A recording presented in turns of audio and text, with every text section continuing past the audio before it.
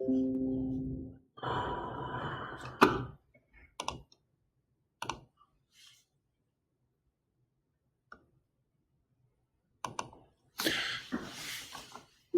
y'all. So we're looking at a new lecture that is going to be focused on Yugoslavia. And let's just look at this question. If the collapse of the Iron Curtain was so peaceful, then what happened to Yugoslavia? And this is a really important thing. I hope this was a power map from last Thursday. I do hope you paid attention a little bit to Yugoslavia. Because remember, Eastern Europe, it was all about velvet revolutions in Yugoslavia. Hungary, it was a speech about Naj that created a national uprising. Even in East Germany, where Honecker wanted to kill all those rebels, he failed to achieve that because he had no support. You might say, "Wass, what about Romania?" Really, even in Romania, with the exception of the execution of the dictator, that was a relatively peaceful. We don't see war. Waves of nationalism really kind of help structure. There was a common goal in the Iron Curtain.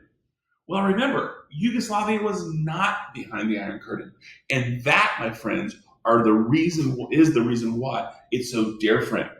A brief history of Yugoslavia, and again, we know about this from about a month ago. We know Yugoslavia formed at the outcome of the Great War. Serbia's been granted some special power over that Slavic empire. And sometimes we call it the kingdom of the Slovens, Croats, and Serbs. And we see that. I want to point out there's at least 8 major ethnic groups here that we see. We just see a couple of the differences here. We have Macedonia, Kosovo, Serbia. That's northern Serbia, which I can't say. Bosnia and Herzegovina, Montenegro, Croatia, Slovenia. And I want to point out that these were all unique groups pushed together in Yugoslavia in 1919 in hopes to create a sense of stability. And Woodrow Wilson was hoping that that would eventually lead to the development of national states. Well, at the outcome of World War II, when probably it could have occurred, Marshal Tito used his partisans, his military forces, to maintain a sense of stability. And Marshal Tito really creates some stability for Yugoslavia from 1945 to 1980. We're not going to get into all the different details, but there was infrastructure that was developed. But that's a brief history, the overview, different ethnicities, Serbian control. But now let's look at it. The beginning of the collapse really begins in 1989 with that year of miracles. There's this wave of nationalism everywhere. Yugoslavia, Bulgaria, Albania, all surrounding Yugoslavia. The Iron Curtain has collapsed. The oppression of communism is gone, and the 8 different republics begin to kind of rethink itself. Are Slovenians and Serbs supposed to be together?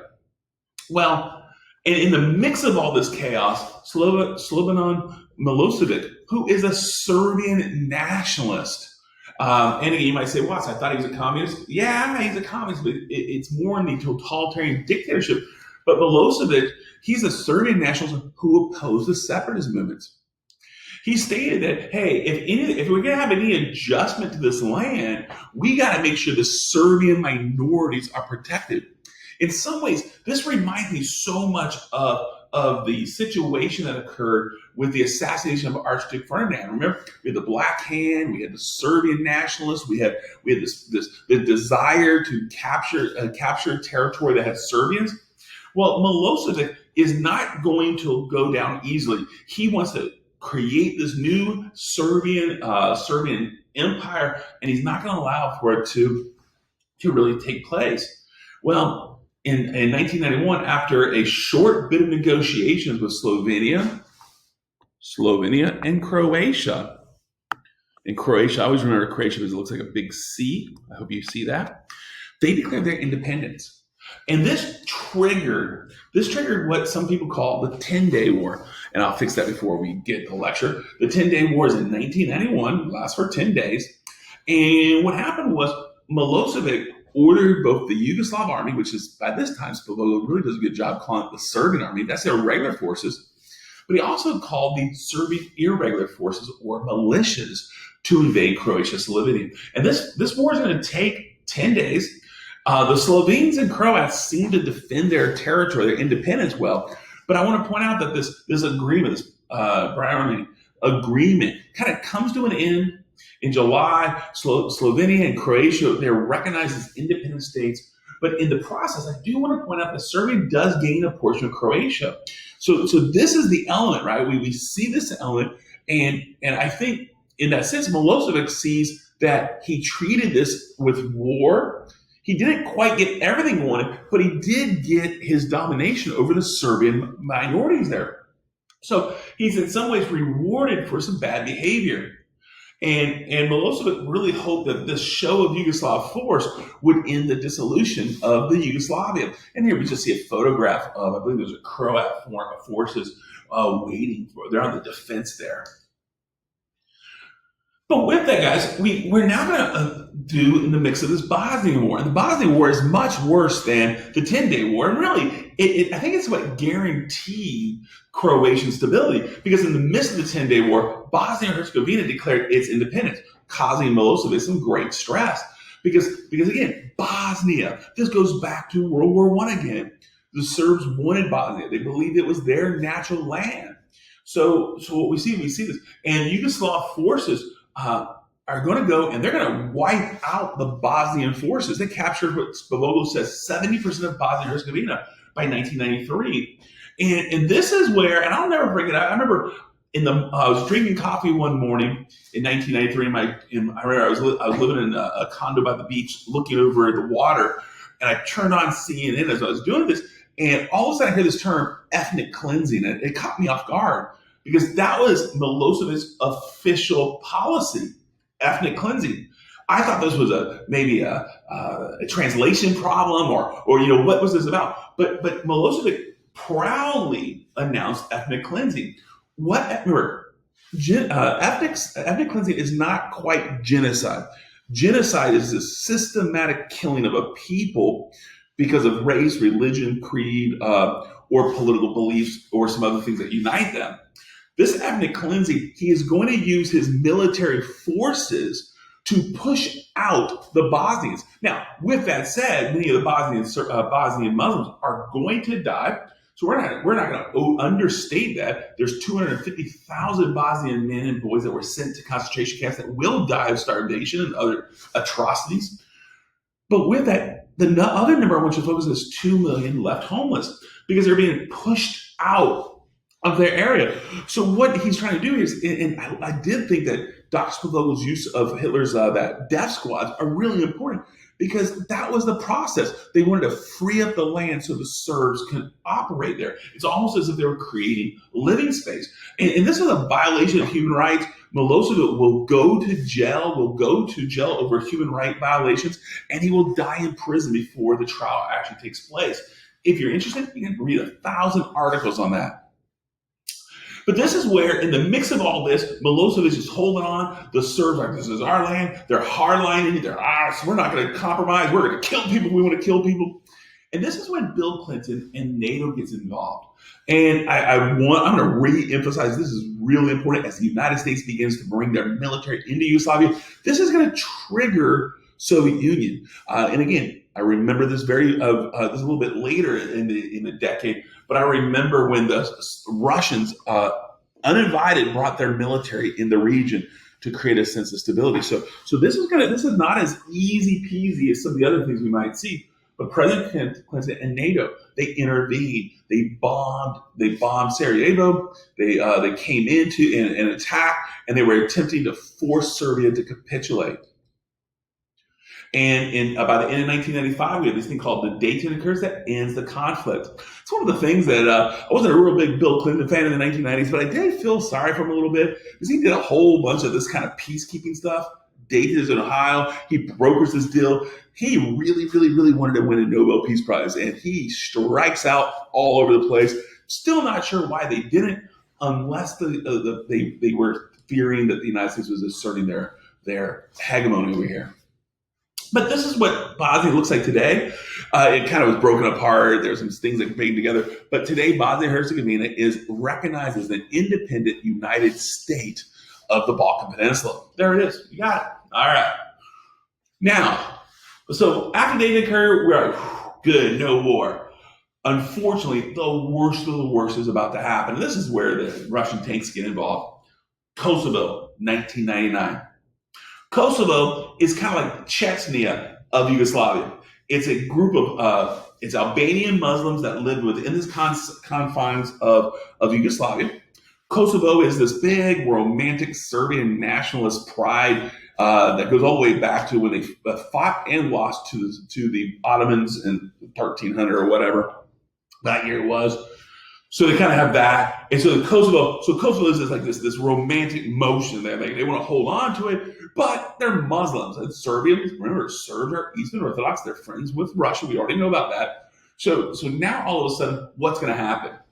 Milosevic is not going to lose the region because he believes it represents the heart of Serbian nationalism. So what does he do?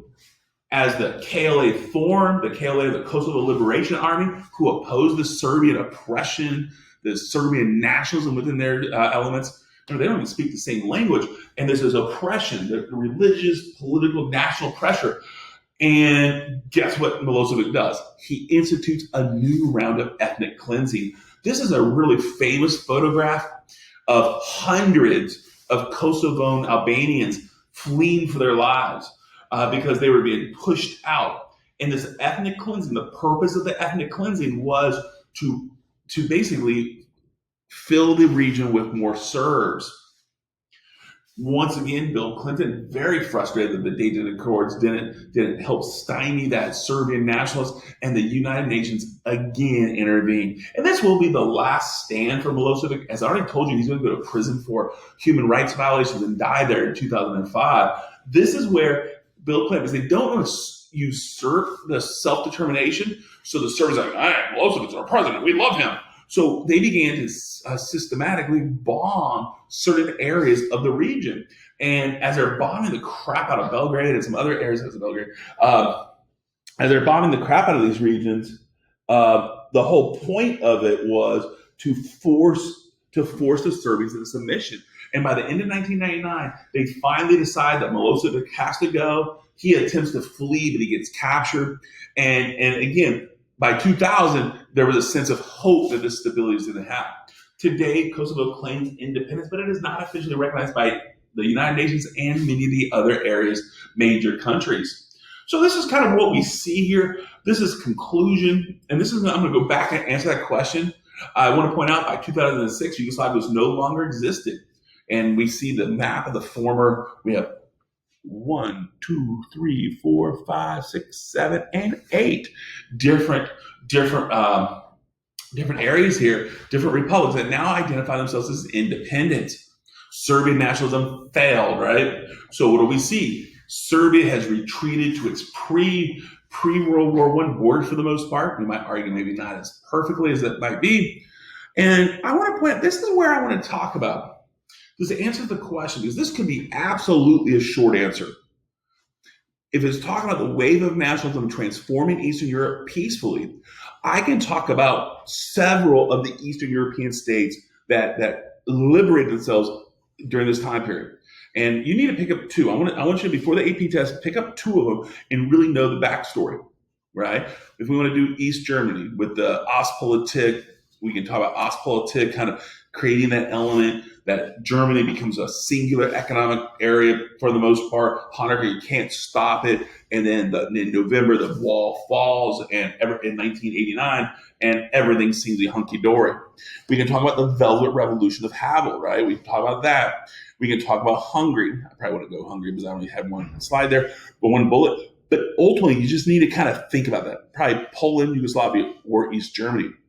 But this is the counter, that despite this peaceful transition in Eastern Europe, Yugoslavia was not. And you need to make sure you understand, Yugoslavia was not part of the Iron Curtain. So these nationalities were not in opposition of a foreign power. They were actually being oppressed by the communists, not the Soviet, but the communists, Tito and several other leaders, and that the outcome is Milosevic. So this nationalism is really going to blow up the powder keg of Yugoslavia. So rather than being a uniting factor in which there are oppression, it creates the opposite.